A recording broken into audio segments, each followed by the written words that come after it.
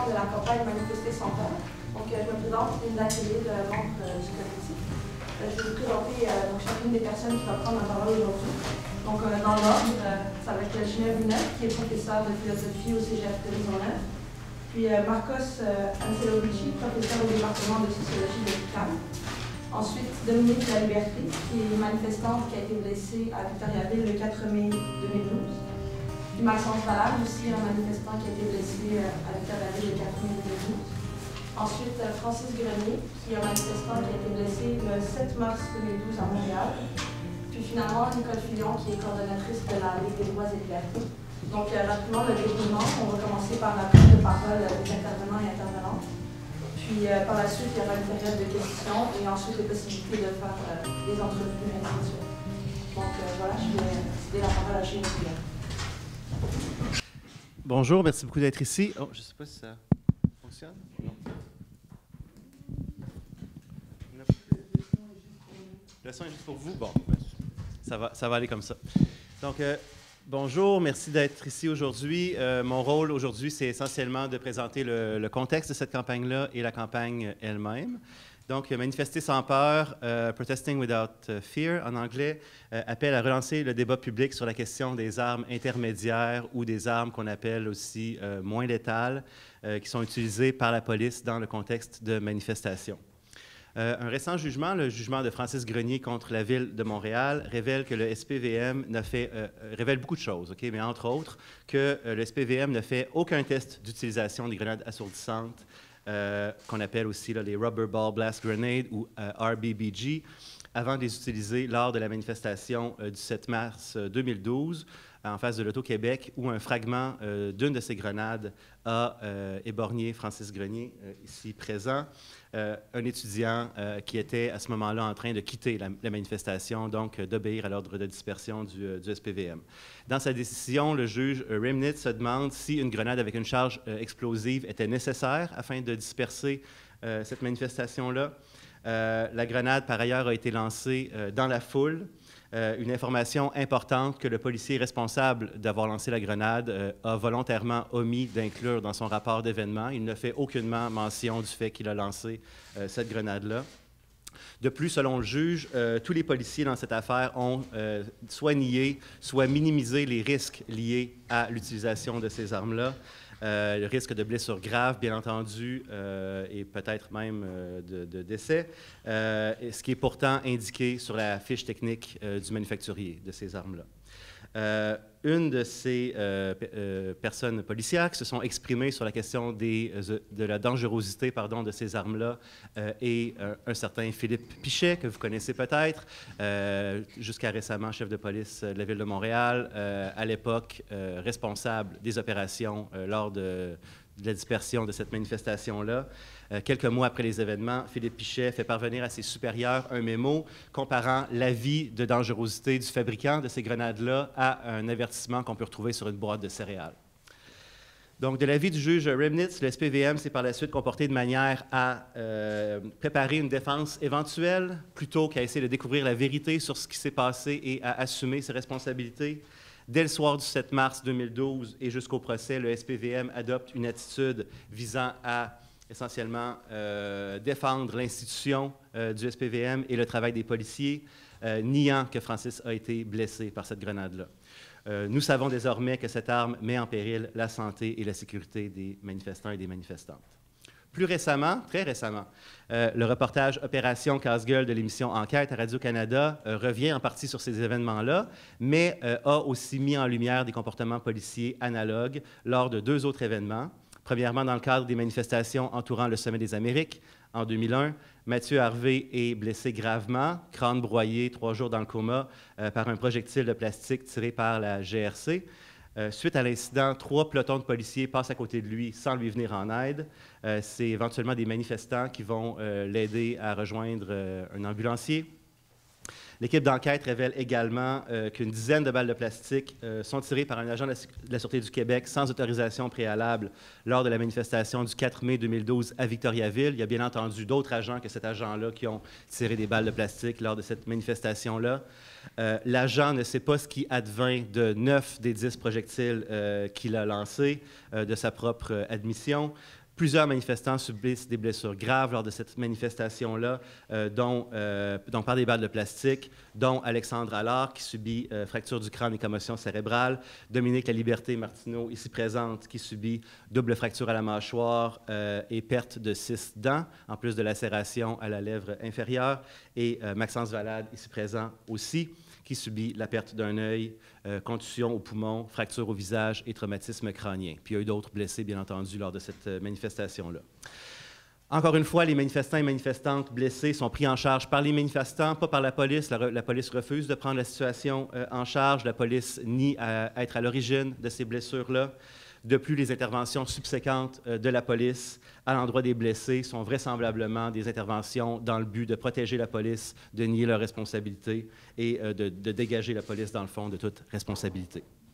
Donc, on conclut, nous, de tout ça, que les armes utilisées par la police, ces armes-là, dans le contexte de manifestations, sont imprécises, sont dangereuses et que les différents corps policiers, dans différents contextes, en font manifestement un usage désinvolte, sans égard aux risques encourus pour les manifestants et les manifestantes. Suite aux événements tragiques qui les impliquent, les forces de l'ordre se gardent de justifier leur utilisation et maintiennent ainsi la population dans l'opacité la plus complète. Cette attitude qui vise à se dégager d'une responsabilité qui est pourtant la leur quant aux blessures constitue, selon nous, une atteinte à la dignité des manifestants, des manifestantes, de leurs amis, de leurs familles et des gens qui participent aux manifestations en général. On note également que ni le SPVM, à vrai dire, ni la Ville de Montréal n'a daigné commenter le jugement de Francis. Et que la GRC, la Sûreté du Québec et le ministère de la Sécurité publique n'ont pas réagi publiquement aux révélations de l'émission Enquête, sauf bien entendu la SQ sur un détail de l'émission qui ne portait pas du tout sur l'essentiel de la question. Donc, selon nous, il y a urgence d'agir, notamment en vue des manifestations prévues lors du sommet du G7 à la Malbaie en juin, devant la menace que ces armes posent à la sécurité et à la vie des manifestants et des manifestantes. Le collectif Manifester sans peur demande la seule mesure qui, selon nous, peut garantir la sécurité des manifestants et des manifestantes, c'est-à-dire l'interdiction de l'utilisation des armes intermédiaires d'impact à projectiles, donc balles de plastique, ainsi que l'interdiction des armes explosives lors de manifestations, comme par exemple les grenades de type RBBG. On appelle aussi la population québécoise à participer avec nous à cette lutte. Ensemble, nous allons intervenir tant qu'il le faudra et de toutes les manières nécessaires dans l'espace public, tant que cet objectif ne sera pas atteint. Je vous remercie. Je vais passer maintenant la parole à Marco Sanselovici, qui va vous lire le texte de notre manifeste ou de notre déclaration, qui est un texte que les gens peuvent par ailleurs signer dans un site web qui sera disponible dans les prochaines minutes. Je vous remercie.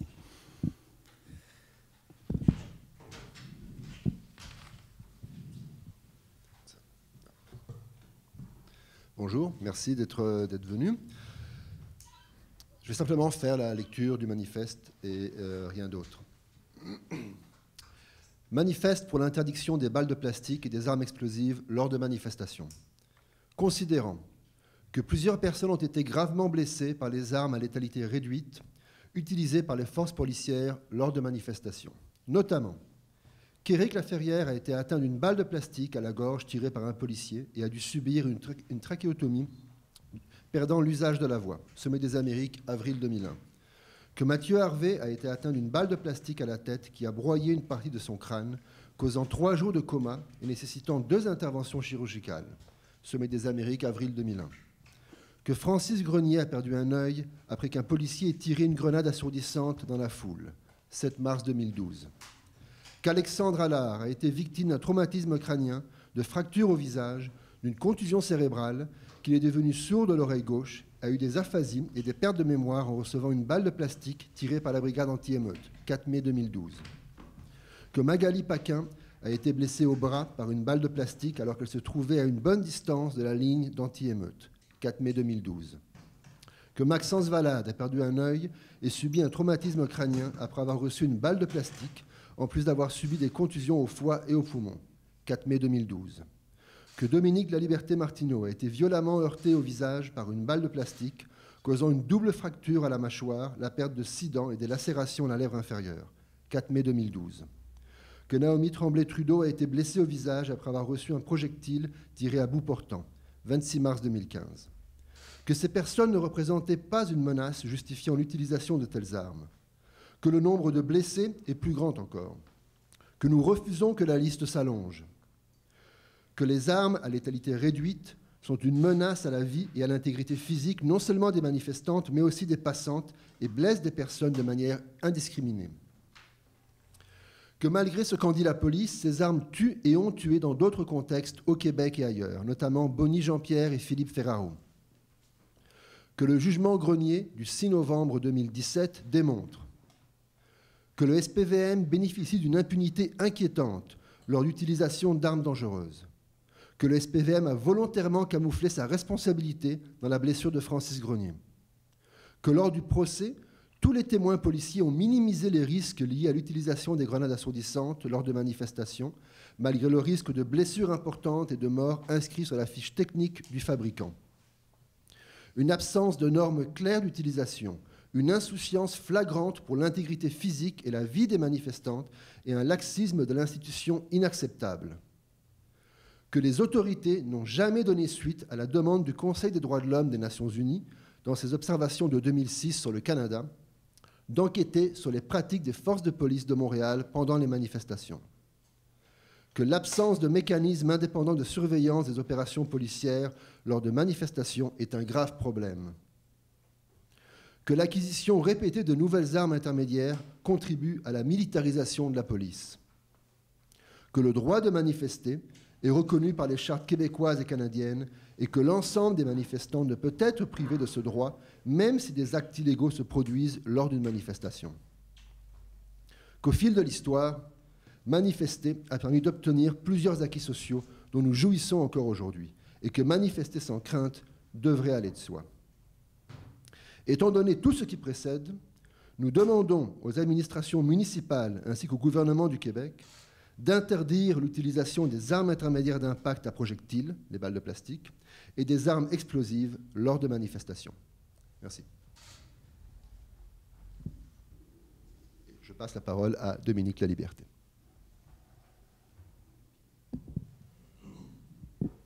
Merci.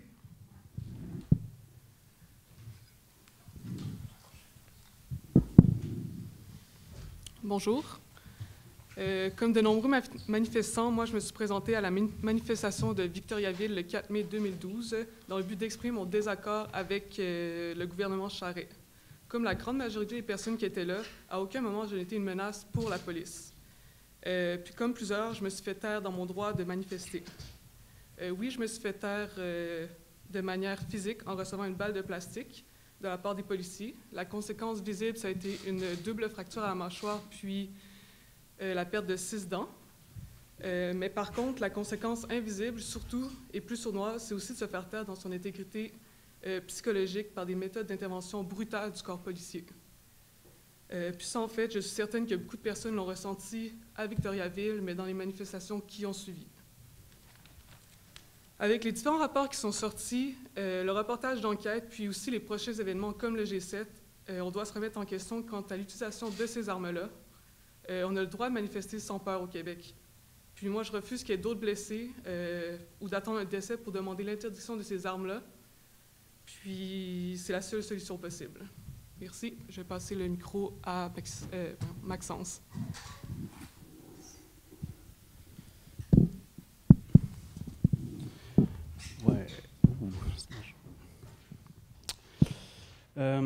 Ouais, ben en fait, moi, je vais commencer par revenir sur le fait que le reportage d'enquête montre définitivement l'arbitraire avec lequel est utilisé ces armes-là.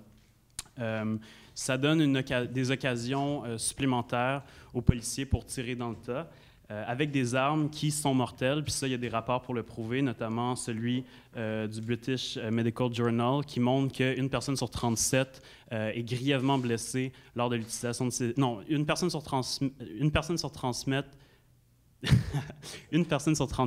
va subir la mort, puis une personne sur 6 va être grièvement blessée lors de l'utilisation de ces armes-là. Donc, ça donne une occasion supplémentaire aux policiers et aux policières pour tirer dans le tas avec des armes qui sont mortelles. Puis notre présence ici en atteste aux personnes qui ont été blessées. C'est des armes qui ont une force incroyable, qui sont d'une force disproportionnée quant à la menace à laquelle fait face les policiers. Puis, on s'imagine très difficilement que les policiers auraient sorti des armes à feu régulières dans un contexte de manifestation comme ça, causant une mort massive. Donc, ce qui est en jeu ici, c'est que ces armes-là rajoutent des occasions de potentiellement tuer, voire blesser grièvement des personnes en contexte de manifestation. Puis en plus, là, comme on l'a déjà mentionné, il y a Philippe Pichette, qui était commandant lors des opérations qui ont mené à la blessure, qui a frappé Francis, ici présent, qui traite les recommandations extrêmement sévères qui sont émises par les fabricants comme des descriptions sur une boîte de céréales. Donc on voit que les policiers et les policières, puis le corps policier, qui a une culture en fait policière qui ne prend pas ces armes-là au sérieux telle qu'elle devrait l'être. C'est ça. Je pense qu'on est en droit de considérer qu'à chaque fois que les policiers et les policières vont utiliser ces armes-là dans des contextes de manifestation, c'est une tentative d'assassinat, en fait. Considérant qu'une personne sur 37 décède des coups de ces armes-là, on peut dire que l'utilisation de ces armes-là constitue une tentative d'assassinat, qu'elle soit volontaire ou involontaire en contexte de manifestation. Donc, c'est extrêmement sérieux. C'est une situation qu'il faut prendre au sérieux. Puis qui doit mener vers l'abolissement et l'interdiction de l'usage de ces armes-là par les corps de police. Puis devant tout ce que nous avons subi, devant tout ce qui est invisibilisé aussi au travers de ce que nous avons subi, notamment des chocs post-traumatiques de proches, de membres de nos familles, des impacts psychologiques très intenses au niveau des personnes qui nous entourent, aussi les blessures physiques qu'on a subies, l'intimidation qu'on a subie et qu'on continue de subir.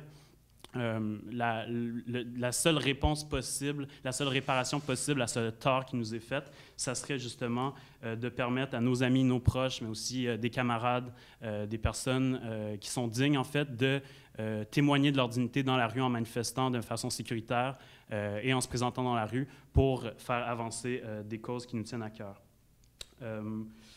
Notamment en vertu, comme ça a déjà été mentionné, là, du G7 qui s'en vient, du manque de recommandations, du manque d'encadrement, de la présence pure et simple de ces armes-là dans des contextes de manifestation, avec le G7 qui s'en vient, avec des manifestations qui continuent à se tenir de semaine en semaine, puis qui continuent de poser un risque incroyable à l'intégrité physique et psychologique de nombreuses personnes.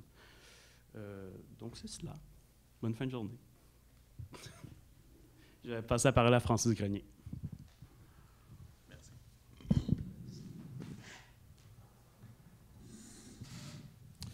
Donc, je vais simplement rappeler mon expérience et aussi souligner le fait que personne ne devrait perdre son intégrité physique en allant faire valoir son opinion.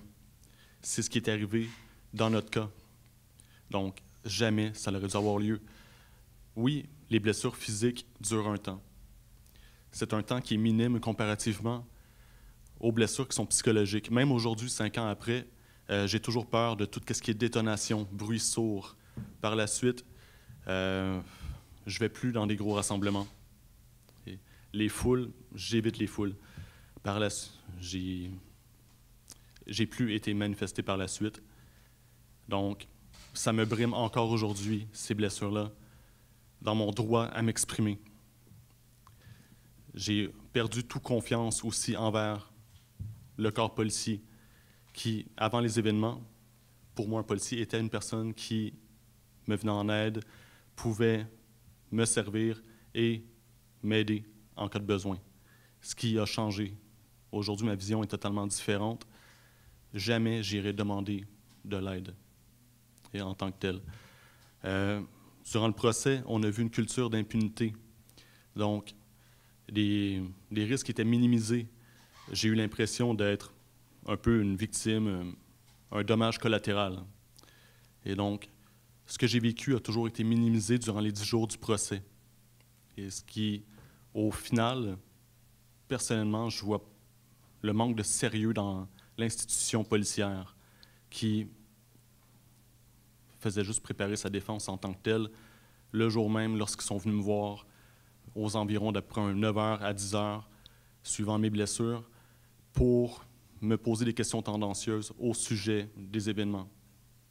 Et, à fond, les seules questions qu'ils m'ont posées sur l'événement, c'est « Est-ce que vous avez vu des balles de neige en l'air? » et me faire signer une déposition alors que j'étais sous médication. Donc, je passe la parole à ma collègue ici présente. Bonjour. On a parlé tantôt du sommet des Amériques qui s'était déroulé à Québec en 2001. J'aimerais rappeler qu'avant le sommet, les porte-paroles des forces policières avaient indiqué que les balles de plastique seraient la dernière étape avant l'utilisation de l'arme mortelle. Elles ne devaient pas être utilisées pour le contrôle des foules, mais uniquement contre des individus représentant une menace grave pour les policiers. Or, ce sera plus de 900 balles de plastique qui seront tirées vers la foule. Ce chiffre montre à lui seul que cette arme n'a finalement pas été utilisée contre les individus représentant une menace grave pour les policiers. Elles l'ont été davantage pour disperser et intimider les manifestants. Leur utilisation a causé des blessures graves. On est 17 ans plus tard. Plusieurs autres personnes se sont ajoutées à la liste des victimes. Des rapports scientifiques en viennent à la conclusion qu'elles sont de loin les armes les plus dangereuses pour le contrôle des foules. Essayez de vous imaginer être dans une manifestation. La plupart d'ici, ce n'est pas un problème parce que ce sont des manifestants, manifestantes, mais qu'on essaie de respecter les règles d'utilisation du fabricant de ces armes. À courte distance, où le tir pourrait être relativement précis, l'arme ne doit pas être utilisée. Et lorsqu'elle est à distance jugée moins dangereuse, la trajectoire, le tir, devient suffisamment imprécis pour être jugé pour être néanmoins potentiellement fatal. Ça a été le cas des personnes qui sont ici. Sans compter les mouvements de foule qui peuvent survenir subitement pendant une manifestation.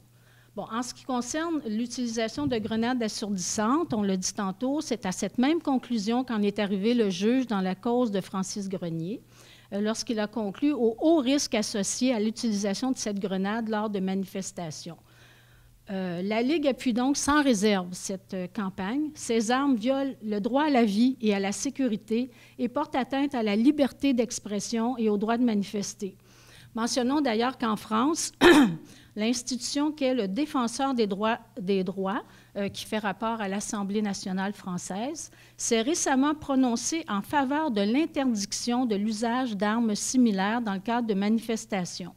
Ces armes sont, selon lui, susceptibles de blesser grièvement un manifestant et d'entraîner des réactions imprévisibles de la part de la foule, et ce, que le tir soit conforme ou non aux règles d'emploi.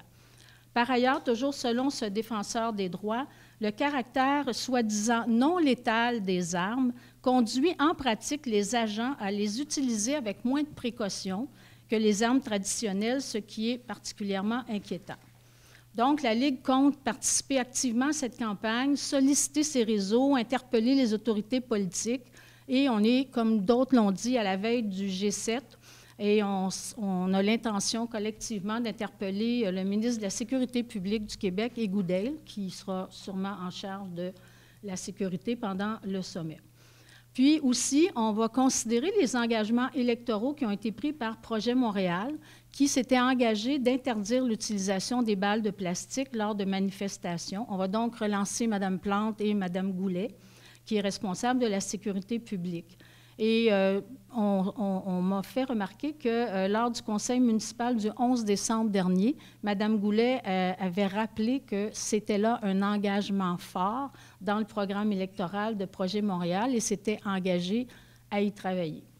Merci. Merci. Donc, on va passer à la période de questions. Oui. Pardon. Dominique Cambon-Boulette, Journal Métro, vous avez dit que vous souhaitiez interpeller le ministre Coiteux. Est-ce que vous l'avez déjà fait? Et si oui, vous a-t-il accusé réception ou donné une réponse? Ça n'a pas été apporté officiellement. Il faut prendre le micro à chaque fois.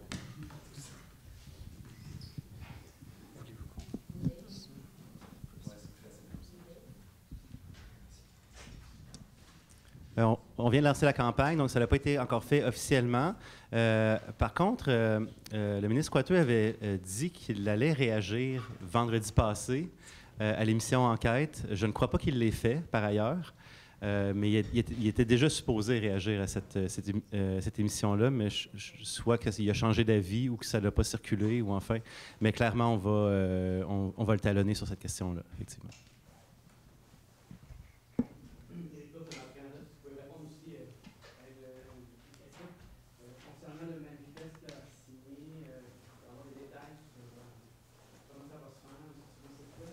Oui, il y a un site web qui est présentement en ligne depuis quelques minutes qui s'appelle manifestersanspeur.org, c'est l'adresse du site, ou en anglais en.manifestersanspeur.org. Il y a un onglet pour changer de langue sur le site. Donc, il y a un endroit là où on peut signer le manifeste, s'inscrire à une liste courriel aussi pour être mis au courant tant des suites de la campagne que des opportunités d'implication dans la campagne. Parce qu'une des choses qu'on vise, c'est de demander aux gens qui sont intéressés à s'impliquer dans la campagne de le faire de différentes manières.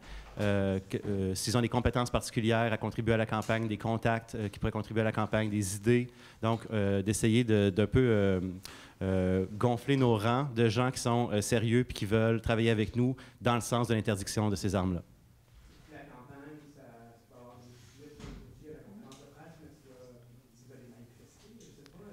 Tout est possible. Tout est possible. Tout va dépendre, bien entendu, du niveau d'implication qu'on va être capable d'aller chercher, puis de ce qui sera possible et pas possible. Mais notre désir, effectivement, c'est qu'il y ait idéalement un volet recherche pour continuer à en apprendre sur ces armes-là, parce qu'il y a très peu d'informations qui sont disponibles. Souvent, c'est l'information uniquement qui vient du manufacturier. Il n'y a pas de tests indépendants qui sont faits très rarement de ces armes-là.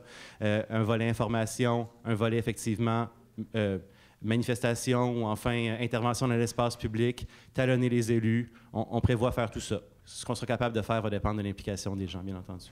Merci.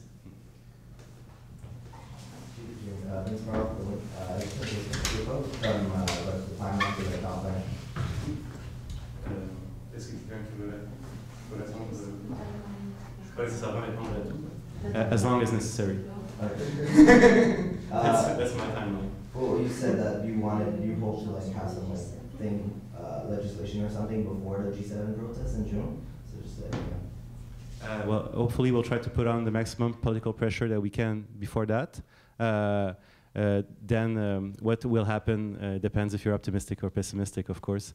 But the idea is that there is a clear and present danger coming up, and if they don't change the regulation, well, they could at least try to offer a justification from doing so in the light of what we've just said here today.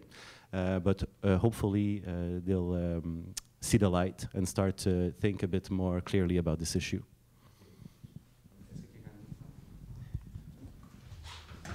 The point. Allô? Okay. Merveilleux. The point is also to, for like in regard for the G7, to know what the police are repressing the people with. There are really not much information that is publicized and everything about it. So the point is also to do research so that people can know what they are confronting and how they can be repressed, so they're more informed and they can get organized towards this type of information. So I guess that's a great point. If there's no like punishment or legal cadre. Legal sanctions towards these arms, these weapons.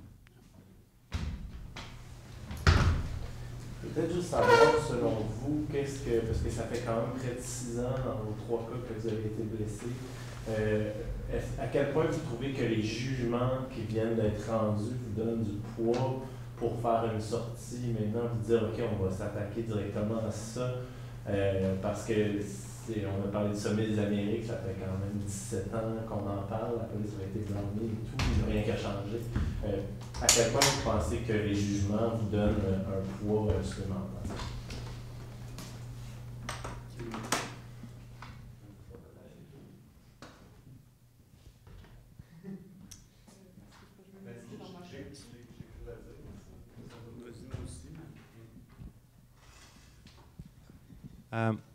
Bien, c'est sûr que c'est en partie, comment dire, c'est en partie positif puis un petit peu frustrant peut-être pour les personnes qui vivent ce genre de situation-là, que ça prenne un juge ou que ça prenne une figure reconnue pour dire ce qu'on sait déjà, nous, depuis longtemps, pour que ça soit pris au sérieux par le public. Mais c'est sûr que c'est un pas positif lorsque des figures reconnues comme étant des personnes impartiales ou enfin se prononcent d'une manière qui est conforme avec ce qu'on pense, nous.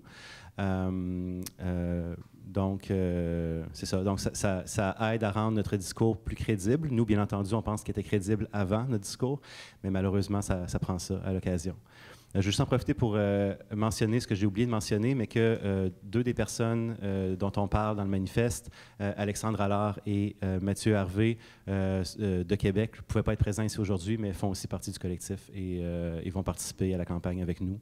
La presque totalité des personnes blessées qu'on a rejoints sont intéressées à travailler sur cette campagne-là.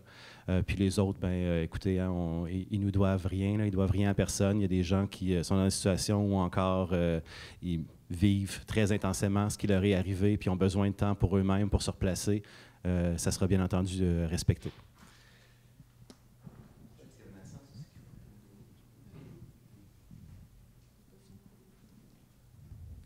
Oui, ben en fait, c'est ça. C'est une bonne question, en fait.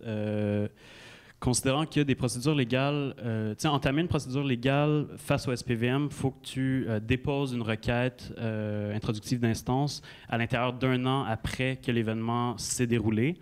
Pour la Sûreté du Québec, c'est à l'intérieur de 3 ans. Puis même du moment où tu déposes cette requête-là, elle vise le tort que tu as subi individuellement. Elle n'intègre pas le tort qui a été posé à tes proches, le tort qui a été posé à ta famille, à tout ça. Fait que ça, c'est un premier aspect. Ensuite, c'est des démarches qui sont extrêmement longues, extrêmement pénibles. Tu te confrontes à des policiers, puis des corps policiers, en fait, qui affirment pendant des années qu'on aurait reçu apparemment des roches, on aurait reçu des balles de glace, qui ne prennent pas les recommandations des fabricants au sérieux, qui ne prennent pas les décisions de l'École nationale de police au sérieux, qui ne prennent rien au sérieux, en fait, puis qui se présentent en balayant ces situations-là du revers de la main un peu.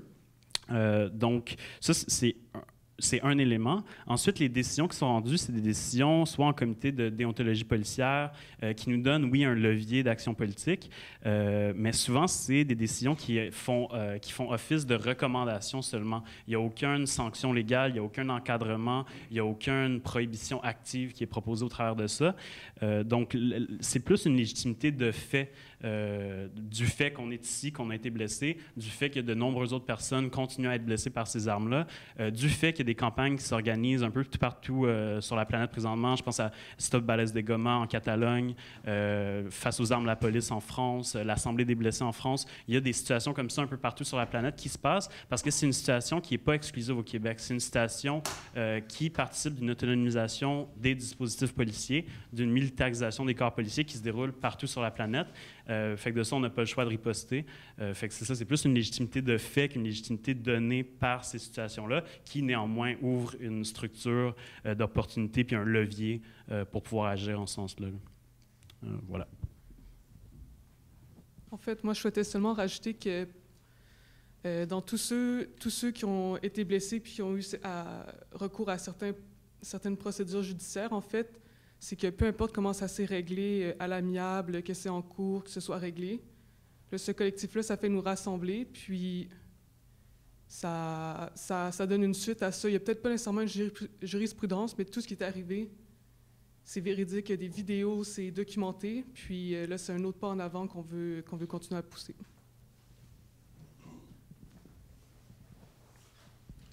Je voulais simplement souligner que même avec vidéo, peu importe les preuves, la parole est toujours remise en cause, tandis que le jugement est impartial. Donc, est une instance impartiale qui fait en sorte que c'est beaucoup plus difficile de remettre en cause les blessures. Disons qu'avant d'avoir la sortie du jugement, mes blessures ont toujours été remises en cause, les causes de mes blessures ont toujours été remises en cause, tandis que maintenant, j'ai le jugement qui en atteste. Donc, pour ma part, c'est un peu un fait comme les blessures sont réelles. Ce que j'atteste est réel. Et c'est pas moi qui le dis, c'est un jugement. Et donc, c'est une instance impartiale.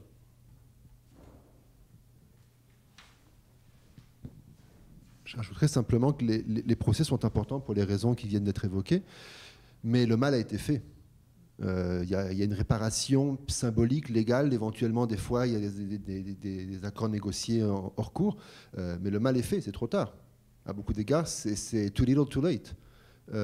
Et donc la raison pour laquelle on met l'accent sur l'interdiction, c'est qu'on peut faire des procès après, c'est bien, c'est nécessaire, surtout au regard du comportement des forces policières, mais ça aurait été beaucoup mieux que ça n'ait pas lieu pour commencer. Et pour que ça n'ait pas lieu, il faut interdire ces armes.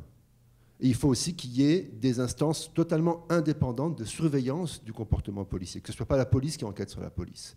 Et c'est des choses qu'on n'a pas, ce sont des mécanismes de base dans un état de droit, et ce sont des choses qu'on n'a pas. Donc les procès sont fondamentaux, mais il y a une dimension qui est politique, qui est incontournable, et comme toute lutte politique, ça prend du temps, ça ne se règle jamais en quelques années, ou même en quelques décennies.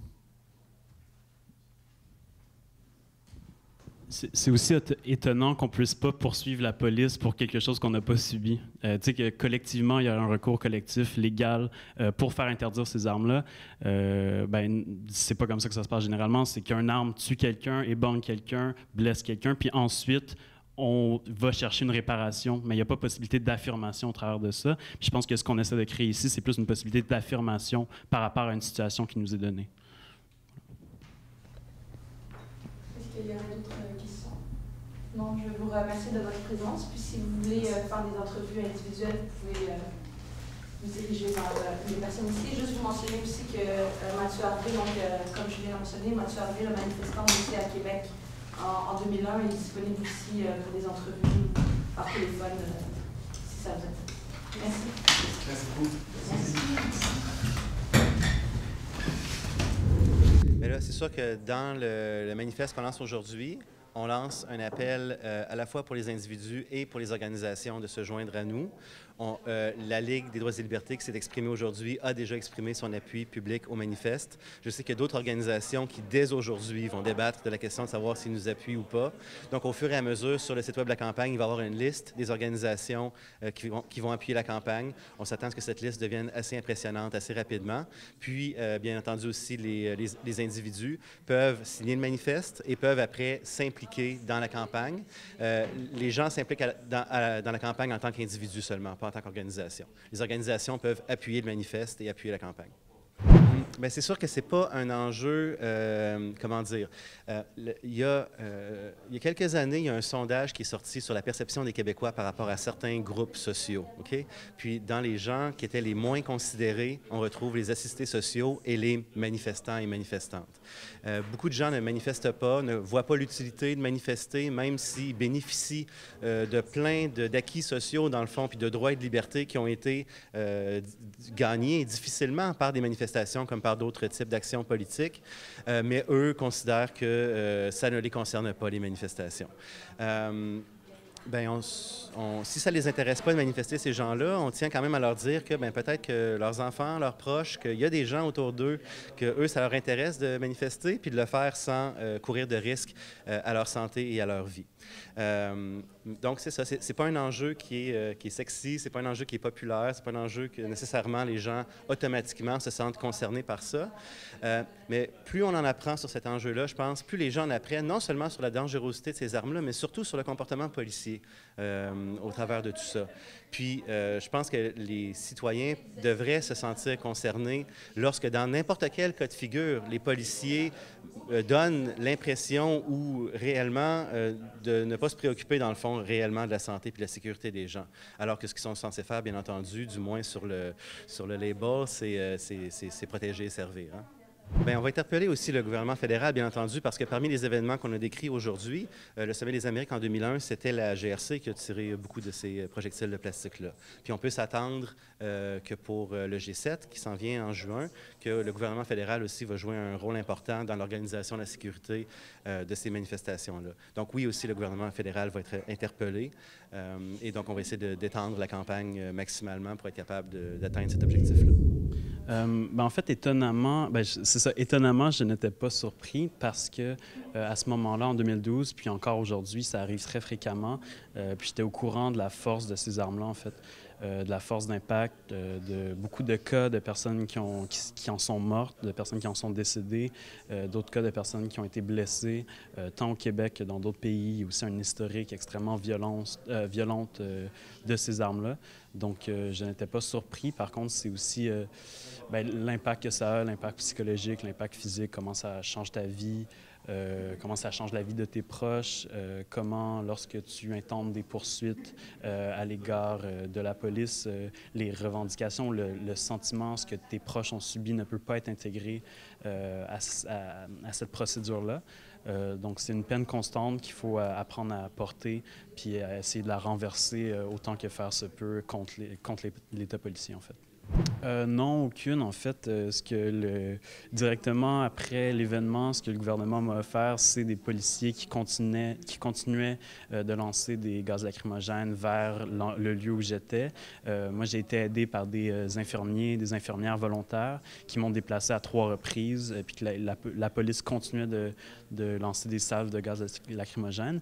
Puis, dans la semaine qui est venue ensuite à l'hôpital, comme ça s'est passé pour Francis Grenier, j'ai reçu à l'hôpital, quand j'étais sous médication, sous morphine, la visite de policiers qui voulaient me faire admettre, en fait, que j'avais reçu une roche, j'avais reçu une balle de glace, mais que c'était pas eux. Donc, l'État essaie de se mettre le plus possible à distance et d'en parler le moins possible pour qu'on oublie ces situations-là. Puis nous, notre but politique ici, c'est de faire en sorte de rappeler que ces armes-là ont une portée mortelle puis qu'il faut s'y opposer par tous les moyens nécessaires et envisageables. Ben oui, je savais parce qu'en 1995, le SPVM a fait usage d'un Arwen puis a tué en fait Philippe Ferraro, qui était ce qui est caractérisé comme un schizophrène qui était en crise dans une maison. Puis ils l'ont assassiné à ce moment-là par l'usage d'un Arwen, donc le même fusil qui m'a ciblé. Puis aussi de nombreux rapports, autant par des instances comme le Parlement européen, des instances comme les Nations unies, Amnesty International, la Ligue des droits et libertés, puis d'autres institutions comme ça, qui produisent des rapports, puis aussi des rapports universitaires qui montrent là, le danger mortel de ces armes-là. Donc oui, j'étais au courant, puis comme tout le monde devrait l'être dans une manifestation, et devrait chercher à s'en prémunir autant que faire se peut. Là. Et qu'attendez-vous de cette campagne en général? En fait, moi, ce que j'aimerais, c'est que les gens, d'une part, ce que Dominique énonçait précédemment, donc le fait que les personnes qui ont subi un tort par rapport au corps policier se rassemblent, se regroupent, parlent de ce tort-là, ne soient plus individués, ne soient plus isolés. Puis ensuite, qu'on s'organise en ce sens de faire interdire l'usage de ces armes-là qui sont potentiellement mortelles ici et maintenant. Puis, au regard là, de campagnes qui ont eu lieu en Catalogne où ces armes ont été interdites, au regard de pays comme le Royaume-Uni où ces armes-là sont interdites également, fait qu'on travaille activement à ce qu'il y ait un encadrement, voire une interdiction de l'usage de ces armes-là.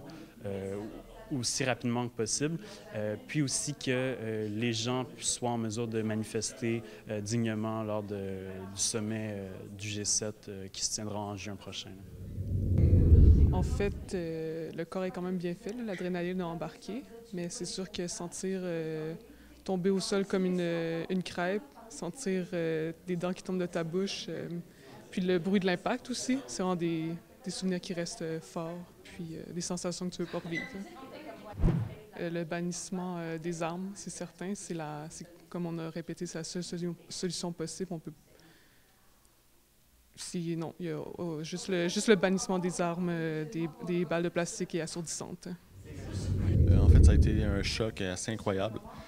Sur le coup, avec un peu les va-et-vient un peu tout le tour, la panique générale, j'ai tout simplement figé. Donc, c'est au moins... Je ne comprenais pas les événements sur le coup, je touchais mon visage, je regardais mes mains, je voyais de plus en plus de sang sur mes mains. Et j'étais simplement dans on peut dire une bulle où j'avais pas conscience de ce qui se passait autour. Et jusqu'à ce que quelqu'un puisse me pousser derrière. Et c'est là que j'ai senti un peu l'urgence de m'éloigner et encore plus. Et j'ai couru aux alentours d'à peu près 3 à 4 coins de rue avant que des manifestants puissent m'aider. Et donc, au niveau du sentiment, effectivement, c'était un sentiment un peu de panique, je dirais. Disons que je voyais absolument rien. Je sentais les coulées de sang sur mon visage. Donc, c'est surtout la panique, je dirais, oui. En fait, j'ai appris l'existence de ces armes-là le jour de mes blessures. Donc, je n'avais pas vraiment conscience de la dangerosité de ces armes-là. Comme j'ai dit plus tôt dans la conférence de presse, j'avais l'impression que les policiers qui étaient là pour encadrer la manifestation étaient tout simplement présents pour nous encadrer, pour veiller à notre sécurité. Jamais je me serais attendu à être blessé par l'usage, par un projectile lancé par la police. Donc ça a été une surprise assez incroyable pour moi. Pas du tout, non. Tout ce que j'ai eu comme aide est venu un peu de, je pourrais dire, des bienfaiteurs, des gens des militants et militantes qui ont pris en charge de m'aider. Et sur le coup, directement, et lors des blessures, et par la suite aussi, m'ont aidé pour trouver les preuves pour le procès, ou peu importe l'aide, que ce soit juste de l'écoute ou quoi que ce soit. C'est surtout des militants et militantes qui m'ont aidé. La campagne en général, qu'est-ce qu'on s'attend? C'est sûr que notre souhait le plus cher, c'est que, dans le fond, il y a une interdiction de tout ce qui est armes à projectiles et armes explosives dans un cadre de manifestation. C'est aucunement normal que le corps de police, les corps policiers soient militarisés dans un cadre où c'est simplement des gens qui allent exprimer leur opinion. On ne devrait pas risquer de perdre notre intégrité physique par la main de la police. Donc, nous espérons les résultats de la campagne. Je suis Giovanna Ferraz Borges et vous êtes à la Télé Frontenac.